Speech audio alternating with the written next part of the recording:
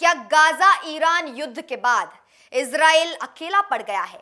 America समेत उसके अपने ही हुए हैं खिलाफ। जी हां, गाजा में तबाही, लेबनान में हमले, ईरान के साथ टकराव और अब दुनिया भर में बढ़ता विरोध।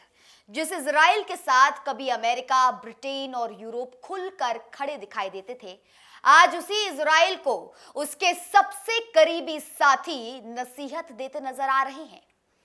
क्या इजराइल की आक्रामक नीति अब उस पर ही भारी पड़ रही है? और क्या गाजा ईरान युद्ध के बाद इजराइल अंतर्राष्ट्रीय मंच पर अकेला पड़ता जा रहा है?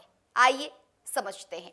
नमस्कार, मैं हूं आपके साथ निकिता रावत और आप देख रहे हैं इंडिया न्यूज। गाजा में 2 साल से ज्यादा समय तक चले युद्ध ने पूरी दुनिया को झकझोर कर रख दिया है। हजारों महिलाओं और बच्चों समेत बड़ी संख्या में लोगों की मौत हुई। डेटा बताता है कि गाजा में इजरायली हमलों से 73,000 से ज्यादा लोग मारे गए हैं। सीज फायर के बाद भी हिंसा नहीं थमी और हालात लगातार खराब हो रहे हैं। अक्टूबर 2025 में हुए सीज फायर के बाद से इजराइल गाजा में 1000 से ऊपर लोगों की जान ले चुका है। वहीं लेबनान में भी इजराइल के सैन्य अभियान ने भारी तबाही मचाई हुई है। 12 लाख से ज्यादा लोग अपने घर छोड़ने को इस वक्त मजबूर हुए हैं और पूरे क्षेत्र में अस्थिरता बढ़ती चली गई। यहां मरने वालों की तादाद 8000 से ऊपर पहुंच गई है और अमेरिका के कहने के बाद भी नेतन्याहू लेबनान से पीछे हटने को तैयार नहीं है। लेकिन अब कहानी सिर्फ युद्ध की नहीं है। कहानी यह है कि इजराइल के सबसे बड़े समर्थक भी उसके तौर तरीकों पर सवाल उठाने लगे हैं। इजराइल के समर्थक ही उठा रहे हैं उसकी नीतियों पर सवाल। जी हां, सबसे पहले बात अमेरिका के उपराष्ट्रपति जेडी वेंस की। इजराइल के समर्थक माने जाने वाले वेंस ने हाल ही में कहा कि इस समय पूरी दुनिया में इजराइल के प्रति सहानुभूति रखने वाले नेताओं की संख्या बेहद कम है और डोनाल्ड ट्रंप उन गिने चुने नेताओं में से एक है। उन्होंने इशारों में इजराइल को चेतावनी देते हुए कहा कि उसे अपने बचे हुए शक्तिशाली सहयोगियों को नाराज नहीं करना चाहिए।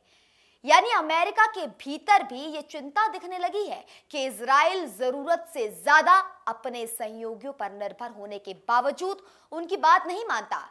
अब बात डोनाल्ड ट्रंप की। ट्रंप को लंबे समय से इजराइल का सबसे बड़ा समर्थक माना जाता रहा है, लेकिन रिपोर्ट्स के मुताबिक उन्होंने भी प्रधानमंत्री नेतन्याहू के कुछ फैसलों पर नाराजगी जताई है। ट्रंप ने कहा कि हर बार किसी एक व्यक्ति को निशाना बनाने के लिए पूरी इमारत गिराने की जरूरत नहीं होती।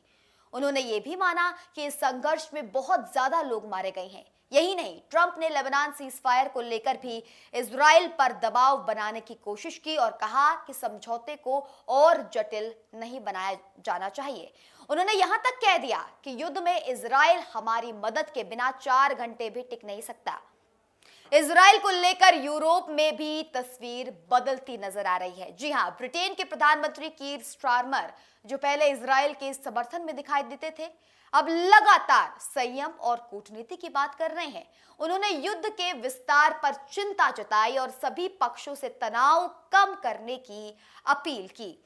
वहीं वो राष्ट्रपति ट्रंप की अपील के बाद भी ईरान युद्ध में नहीं कूदे।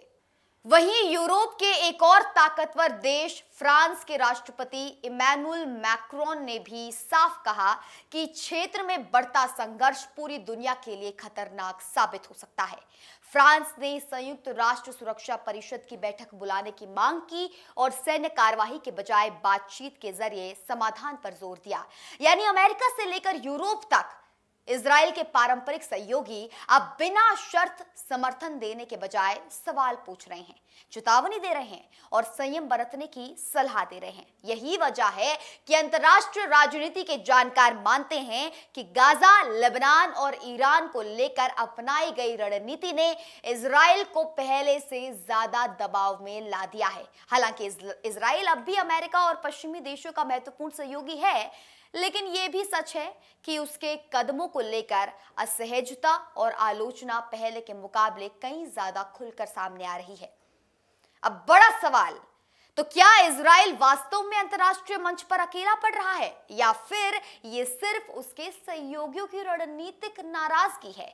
इसकी असल वजह भी आने वाले वक्त में ही साफ हो पाएगी, लेकिन इतना साफ है कि इजराइल का अब कोई भी साथ देने को उसका तैयार नहीं है और ये चीज इस वक्त चारों तरफ देखने को मिल रही है। आपका इस पर क्या कहना है? आपके क्या विचार हैं? मुझे कमेंट सेक्शन में जरूर साझा करें। जय हिंद।